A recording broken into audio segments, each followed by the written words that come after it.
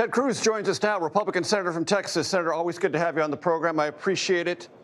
There's been some reaction on Capitol Hill today to the resignation of Joe Kent, top counterterrorism official within the administration. What's yours?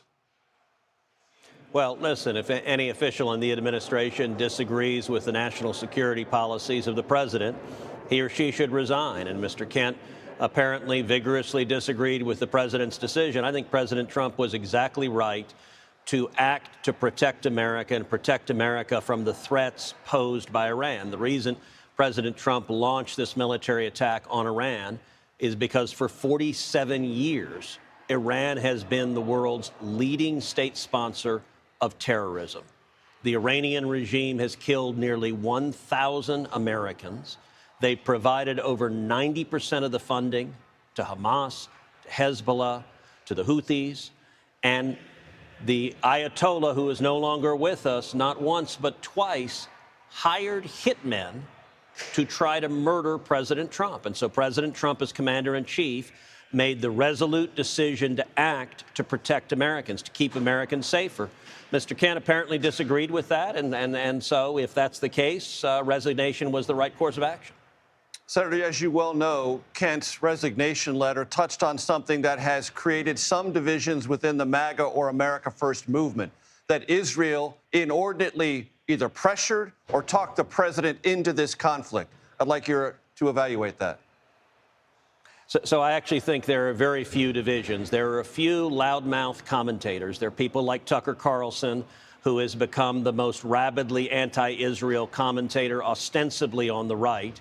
He also has become one of the leading defenders of Iran. He has been a vocal defender of Islamists. He has defended Hamas, said he didn't think they were a terrorist organization. Tucker Carlson has suggested we should apologize to the family of Osama bin Laden. I think those are extreme positions. That is not where Republicans are. That is not where conservatives are. Republicans are overwhelmingly standing with President Trump.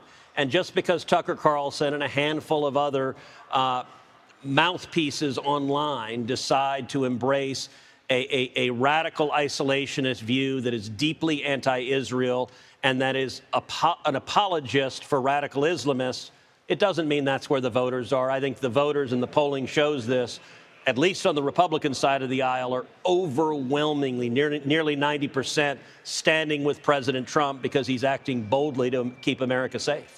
Do you want to name check anyone else on that side, in addition to Tucker Carlson? Oh, listen, there are plenty. Tucker, I think, has been the most vocal. He's been the most harmful. I said last week, I think Tucker Carlson is the most dangerous demagogue in America. And I do think the poison they're spreading, it is getting some purchase with young people, with teenagers and 20-somethings. And I think it is an obligation of all of us to stand up and speak out. Look, I've also been vocal that I'm concerned about efforts to divide faithful Catholics from evangelical Christians, Protestants. I think that Catholics and Protestants standing together has been really the foundation of the conservative movements for many decades. And those who are seeking to sow dissension are really, their ultimate end is to see the Democrats win, to see the conservative coalition fractured. That'd be tragic for America. I don't think it's going to happen. And I think those who are spending money trying to make that happen are very likely enemies of the United States, are nations like Qatar and China and Russia and others, I think, that are spending real money trying to damage America. But I think America is a lot stronger than a bunch of bots online. And, Senator, I'm going to get into the SAVE Act and a couple of other issues, but one last thing on Iran. You might have heard Charlie D'Agata talking about two other significant people within the Iranian regime eliminated. That's the Israeli term. War is a blunt instrument, so let me ask you a blunt question. Can the U.S. and Israel, in tandem or separately, kill their way to regime change? Look, I believe the objective here should be to collapse this regime. Why? Because this regime has been waging war with America for 47 years. As I said, they've killed nearly 1,000 Americans, and they are actively spending money. The Biden administration flowed over $100 billion to the Ayatollah, who would lead mobs chanting death to America. That made no sense. President Trump is taking a very simple position, which is if you are killing Americans, if you continue trying to kill Americans, the commander-in-chief is going to act to stop you. Now, we are not going to see a scenario where we see hundreds of thousands of American troops on the ground for an extended period of time. Iran is not Iraq. However, if we see this regime fall, if we see Iran have a government that is no longer led by a radical Islamist who wants to murder Americans and is actively murdering Americans, that will be a dramatic national security improvement for the United States. And I think that's why the president is acting. I think that's also why Israel is acting. Both are acting in their self-defense. Is that worth boots on the ground? The president has made clear that we're not going to see extended boots on the ground. I could envision an operation, perhaps something like what we saw in Venezuela, where there was Delta Force went in a 2-hour incursion, took on opposing fire, took out about 100 Cuban soldiers and apprehended Maduro and his wife, brought him back for federal charges and prosecution for being a narco-terrorist. By the way, that likewise made America much safer. I could envision limited boots on the ground for a specific objective, but I think the chance of anything like an extended occupation, the chances of that are zero. Let's talk about what's before the Senate right now, the so-called Save America Act. Yeah. If enacted, it would require a birth certificate or a passport. Why not have a driver's license, which is a much more common, much more universal form of identification to meet this standard? Well, because particularly Democrat states give driver's licenses to illegal aliens. And the Save America Act has 2 requirements, both of which are simple common sense. One, you have to demonstrate American citizenship to register to vote. That's just the first time. And 2, when you show up to vote, you have to have a photo ID. Now, Major, the overwhelming majority of Americans support those common sense provisions. Let's take photo ID. 81% of Americans support requiring a photo ID to vote.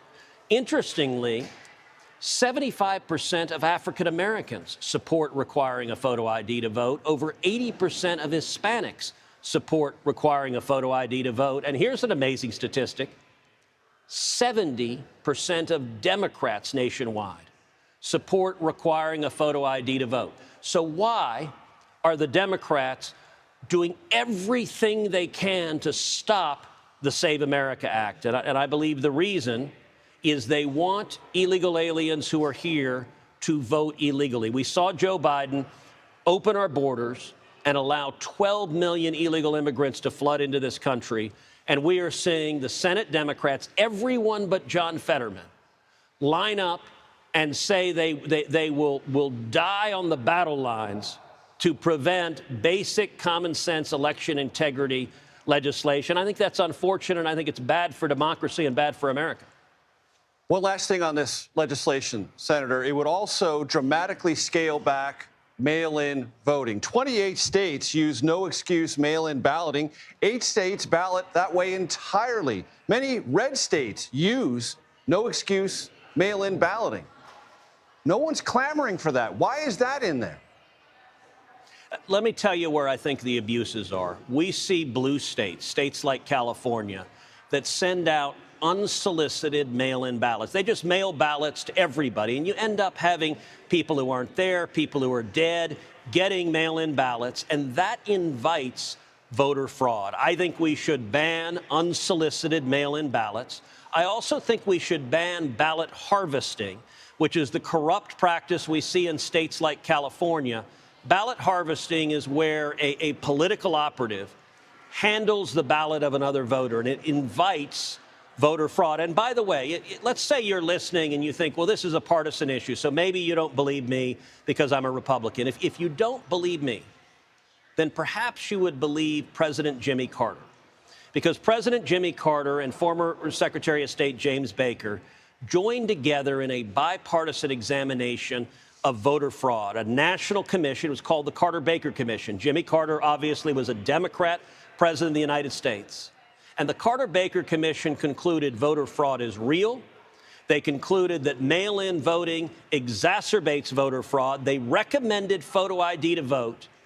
and they pointed to ballot harvesting as the single worst practice for encouraging voter fraud. Sadly, the Democrats, it's almost as if they went down every recommendation of the Carter-Baker Commission and said, how do you reduce voter fraud? Let's reverse it and do more of that to get more voter fraud. That's why they oppose the Save America Act. Senator Ted Cruz, Republican of Texas. I appreciate the time, sir. Thank you. Thanks, Major.